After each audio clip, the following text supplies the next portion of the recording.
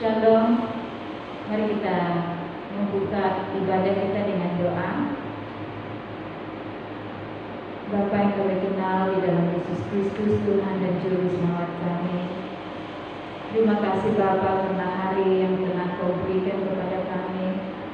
Terima kasih karena Kau telah memelihara kami masing-masing, dan sehingga pada hari ini kami masih ada kesempatan untuk beribadah, memuji dan memuliakan nama-Mu. Bapa, dalam segala sesuatu yang kami lakukan, kami ingin melakukannya untuk kemuliaan dan kebesaran nama-Mu. Kami mengundang hadir-Mu agar Engkau Tuhan yang akan melayani setiap jiwa yang akan beribadah kepada Engkau pada masa ini. Terima kasih Bapa, di dalam nama anak Yesus Kristus Tuhan dan Juru Selamat kami berdoa. Amin.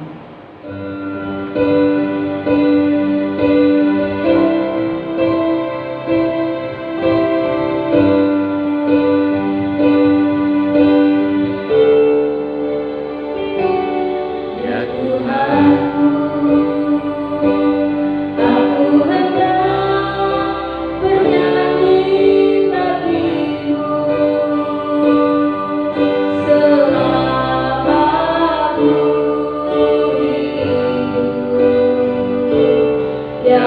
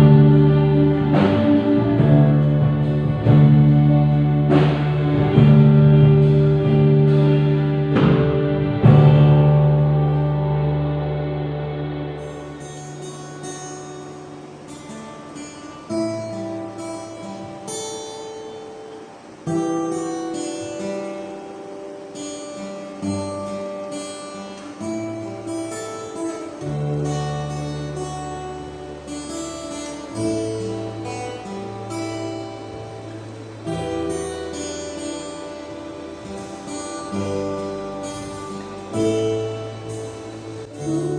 dengan kekuatanku,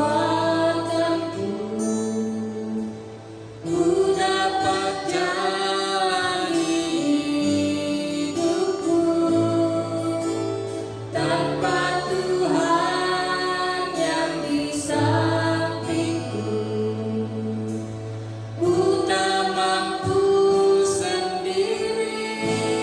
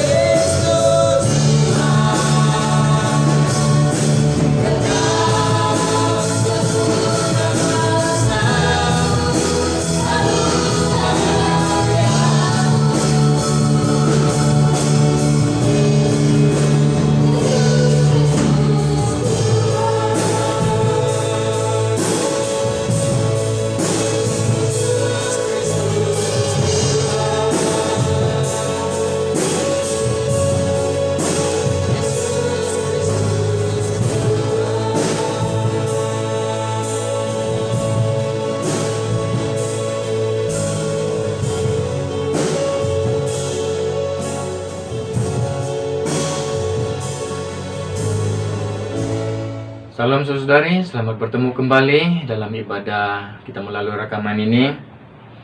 Kita terus dengan firman Tuhan sesuai dengan tema tahunan kita, investasikan imanmu, daripada Ulangan pasal yang ke-11 ayat yang ke-19.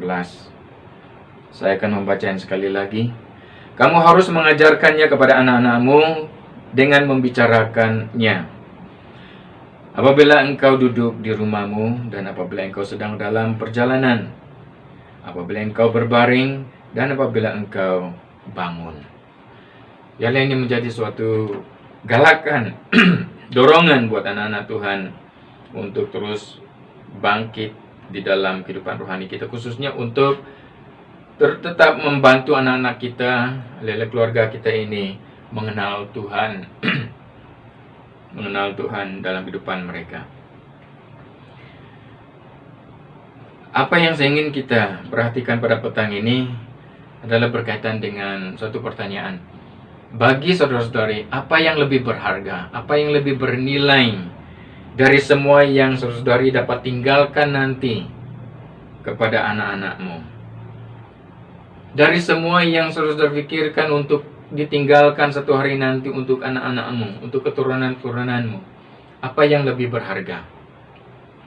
Mari kita membaca daripada Matius pasal yang ke-8 ayat 28 hingga 34. Injil Matius pasal yang ke-8 ayat 28 hingga ayat yang ke-34. Ini mengenai dua orang yang kerasukan disembuhkan.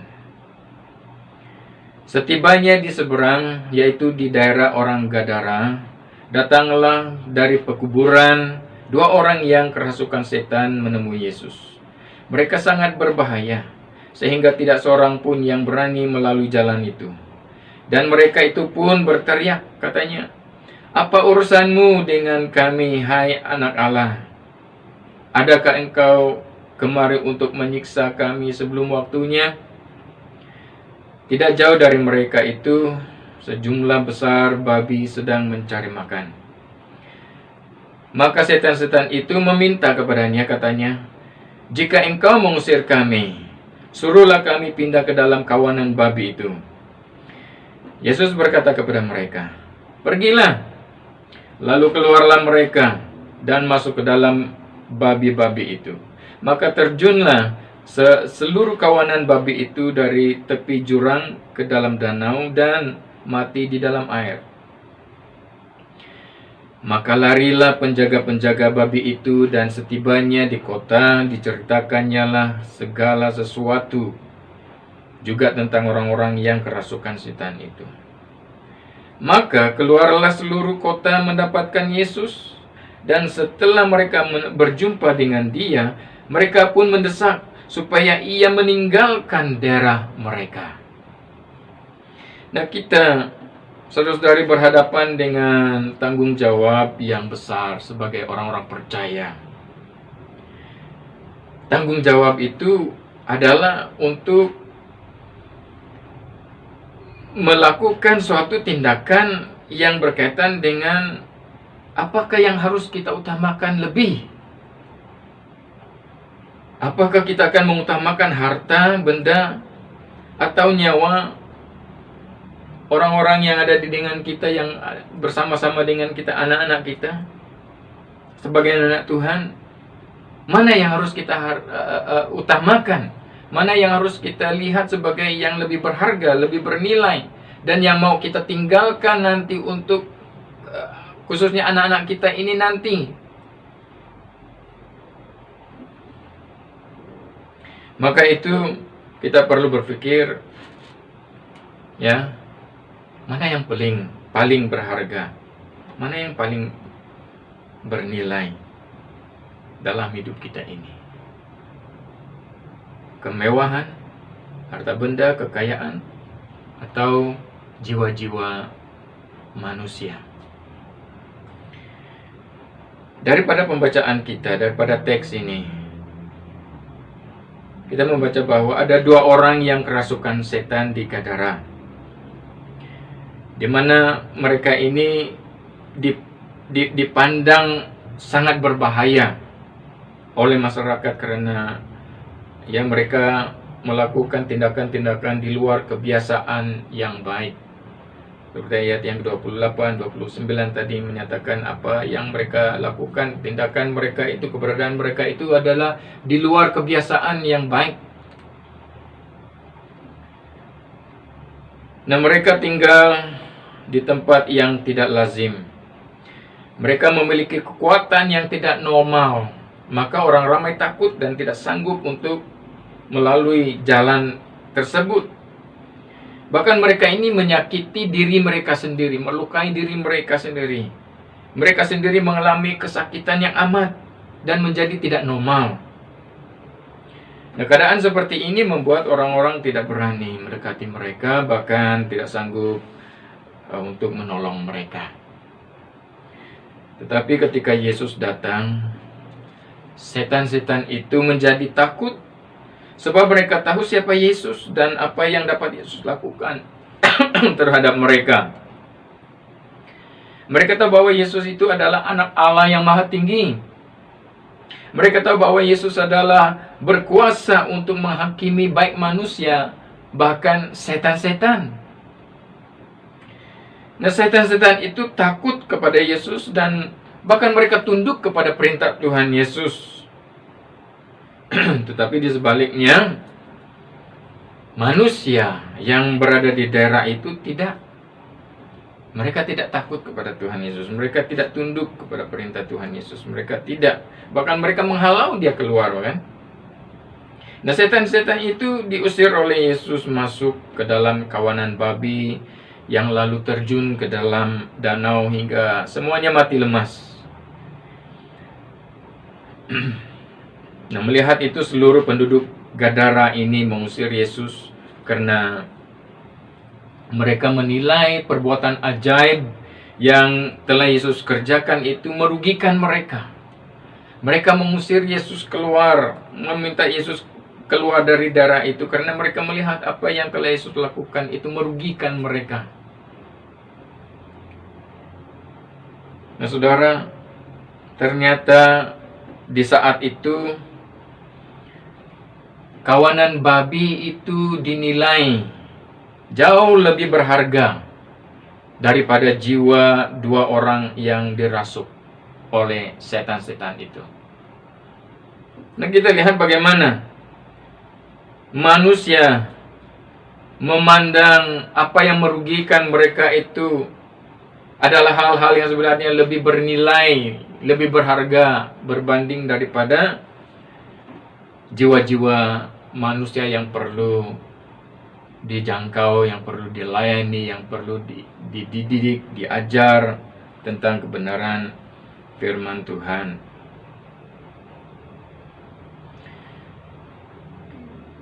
Keadaan seperti ini, keadaan seperti orang-orang di Gadara ini juga terjadi pada hari ini,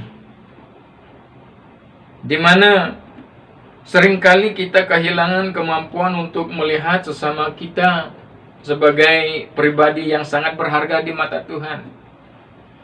Sama seperti orang-orang di Gadara itu, melihat kawanan babi itu lebih penting daripada kedua orang yang telah dikeluarkan roh jahat daripada mereka.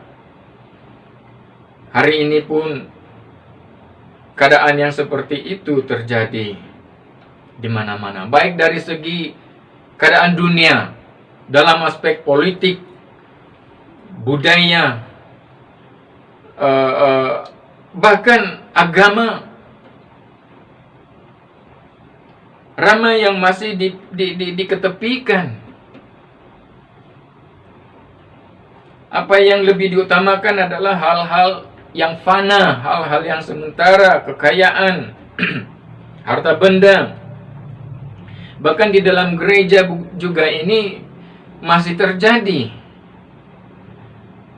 di mana kita seringkali kehilangan kemampuan untuk melihat sesama kita ini sebagai pribadi yang sangat berharga di mata Tuhan. Lebih banyak kita mengumpul, gereja-gereja mengumpul uang untuk membangun gereja, membangun gedung gereja, membuat gereja yang lebih besar. membeli alat-alat musik yang baru, membeli kursi-kursi yang baru, sekalipun semuanya itu masih boleh dipakai dan dilihat dengan segi uang yang dikhususkan untuk pelayanan, untuk memberi makan kepada orang-orang yang miskin, untuk membantu keperluan-keperluan komunitas, sangat jauh kecilnya berbanding daripada membangun suatu benda yang fana. Ramai gereja-gereja orang-orang percaya tidak jauh keadaannya seperti orang-orang di Gadara ini. Bahkan dalam keluarga, tidak sedikit ibu bapak sama seperti orang-orang di Gadara ini, melihat benda-benda itu lebih penting daripada jiwa anak-anak mereka. Ramai yang melihat anak-anak mereka ini harus dididik oleh sekolah minggu, dalam sekolah minggu, oleh pelayanan gereja, dan mereka lepas tanggung jawab mereka sebagai ibu bapak yang sepatutnya yang harus melihat nyawa dan jiwa anak-anak mereka ini lebih penting daripada hal-hal yang lain. Bahkan ada ibu bapak yang lebih penting memberi handphone mereka, hal-hal gadget yang ada untuk menghiburkan anak-anak mereka, untuk melepaskan waktu, bukan lagi dengan coba menginvestasikan iman mereka kepada anak-anak mereka, melainkan mereka membiarkan mereka dengan gadget-gadget yang ada.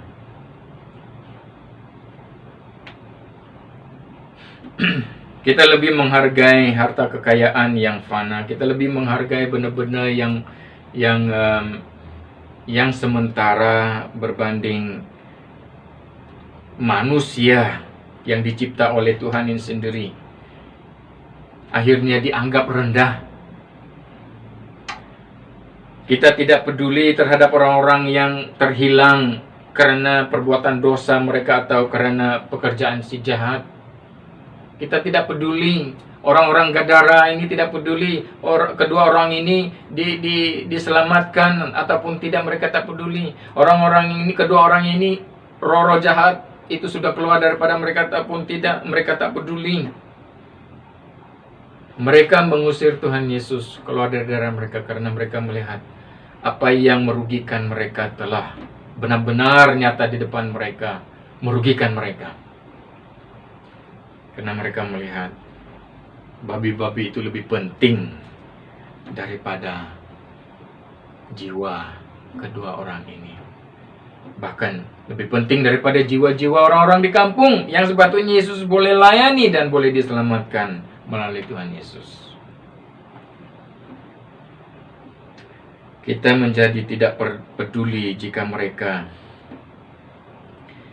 nanti berada ataupun masuk ke dalam kematian kekal. Kita tak peduli. Kita tidak kisah di mana mereka itu akhirnya nanti. Bagaimana mereka mati nanti. Kita tak kisah. Mereka mati dalam masuk ke dalam kematian kekekalan ataupun tidak, kita tidak peduli. Nah, saudari, pandangan manusiawi kita ini ternyata sangat berbeda dari pandangan Tuhan kita Yesus Kristus. Bagi Tuhan Yesus, jiwa manusia itu sangat berharga. Bagi Tuhan Yesus, jiwa kedua orang yang disembuhkan, yaitu yang dilepaskannya daripada roh iblis ini lebih penting, lebih bernilai daripada babi, kawanan babi yang telah terjun ke dalam danau dan mati lemas.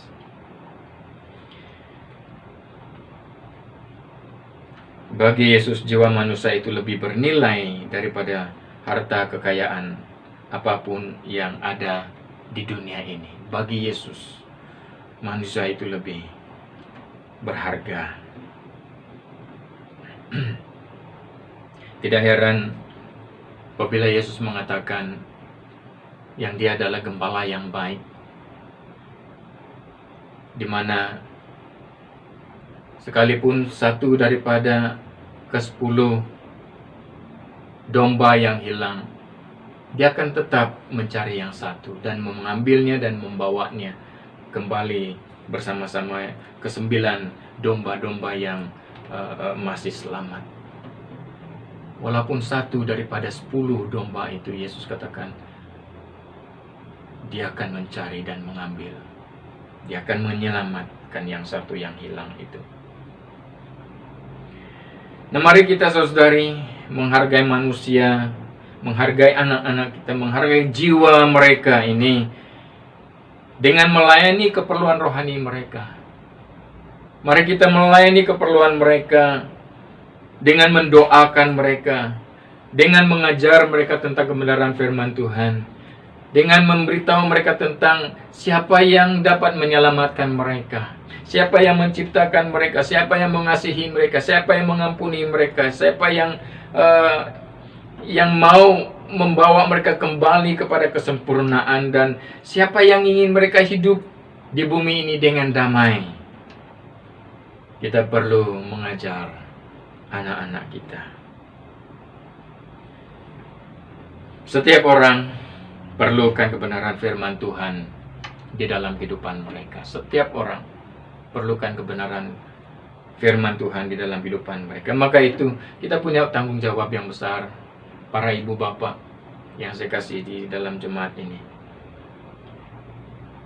Dan mari kita bangkit untuk investasikan iman kita untuk jiwa anak-anak kita. Kita layani keperluan rohani mereka lebih daripada keperluan jasmani mereka. Mereka menjadi orang-orang yang pintar dalam pelajaran itu baik. Tapi apa gunanya kalau jiwa mereka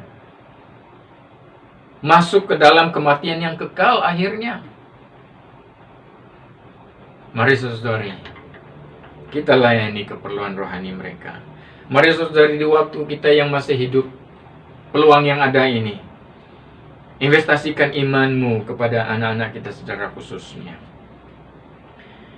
supaya mereka tahu apa yang seperti Allah firmankan dalam firman-Nya. Pertama, seperti yang Allah sendiri firman kepada orang-orang Israel melalui Nabi Yesaya, di mana Dia mengatakan daripada Yesaya pasal yang ke-43 ayat 25, Yesaya 43 ayat yang ke-25, Tuhan berbicara kepada orang Israel melalui Yesaya ini. Dia mengatakan, Akulah Dia yang menghapus dosa pemberontakanmu oleh karena Aku sendiri, dan Aku tidak mengingat-ingat dosamu. Anak-anak kita perlu mengenal dan mengetahui kebenaran ini, di mana Allah menghapus dosa pemberontakan mereka, di mana Allah setelah menghapuskan, menyucikan pemberontakan dosa mereka itu, tidak mengingat-ingatkan lagi dosa mereka. Anak-anak kita perlu mengetahui itu. Anak-anak kita perlu mengenal kebenaran dalam hidup mereka. Mereka perlu mengenal kebenaran seperti juga daripada 1 Petrus pasal yang pertama ayat 14 dan 15. 1 Petrus pasal yang pertama ayat 14 dan 15, di mana Rasul Petrus ini menasihatkan pembacanya untuk memelihara kekudusan hidup mereka. Tuhan ingin anak-anak kita memelihara kekudusan hidup mereka selama mereka hidup. Petrus mengatakan dari ayat 14 dan 15 ini, hiduplah sebagai anak-anak yang taat, dan jangan turuti hawa nafsu yang menguasai kamu pada waktu kebunuhanmu. Tetapi hendaklah kamu menjadi kudus di dalam seluruh hidupmu, sama seperti Dia yang kudus yang telah memanggil kamu. Anak-anak kita perlu mengetahui bahwa mereka perlu hidup kudus. Mereka perlu hidup dengan memelihara kehidupan mereka, sama seperti Dia yang kudus, di mana dalam kehidupan mereka akan memelihara kekudusan yang Tuhan ingin mereka lakukan dalam kehidupan mereka. Nah, kebenaran yang ketiga, perlu anak-anak kita tahu di mana selama kehidupan mereka, mereka perlu menjauhi kejahatan supaya nyawa mereka terpelihara. Amsal pasal yang ke-16 ayat 17. Amsal 16 ayat yang ke-17 mengatakan, menjauhi kejahatan itulah jalan orang jujur. Siapa menjaga jalannya, memelihara nyawanya. Kebenaran ini perlu anak-anak kita tahu. Di mana hidup mereka, nyawa mereka dapat dipelihara hanya di dalam mengenal, memiliki, dan hidup dalam kebenaran firman Tuhan. Siapa yang harus mengajari ini untuk mereka? Kita sebagai ibu bapa. Dan yang terakhir, kebenaran firman Tuhan perlu mengambil tempat dalam kehidupan anak-anak kita. Seperti yang Yohanes tujukan dalam Injil Yohanes pasal yang ke-12 ayat 46. Yohanes pasal yang ke-12 ayat 46, di mana Tuhan Yesus mengatakan, Aku telah datang ke dalam dunia sebagai terang, supaya setiap orang yang percaya kepadaku jangan tinggal di dalam kegelapan.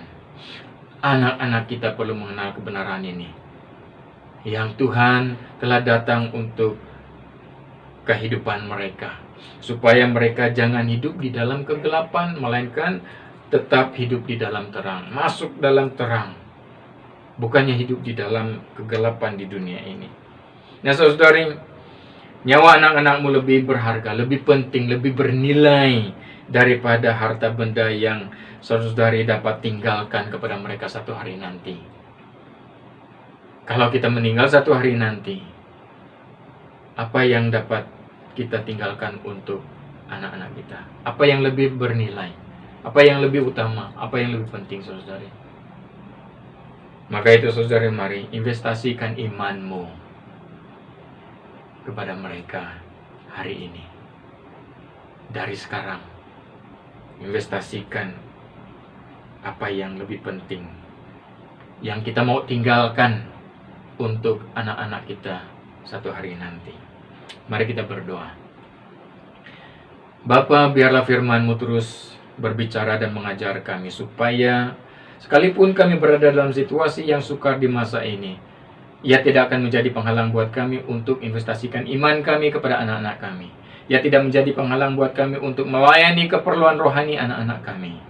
Oleh itu, Bapa, serta Ibu Bapa, dalam pelayanan ini, untuk memakai peluang kesempatan yang ada ini untuk melayani keperluan rohani anak-anak mereka, anak-anak kami dari sekarang, supaya satu hari nanti itu yang kami tinggalkan untuk mereka teruskan kehidupan mereka di bumi ini. Bapa, sertai anak-anak-Mu, berkati mereka untuk melakukannya.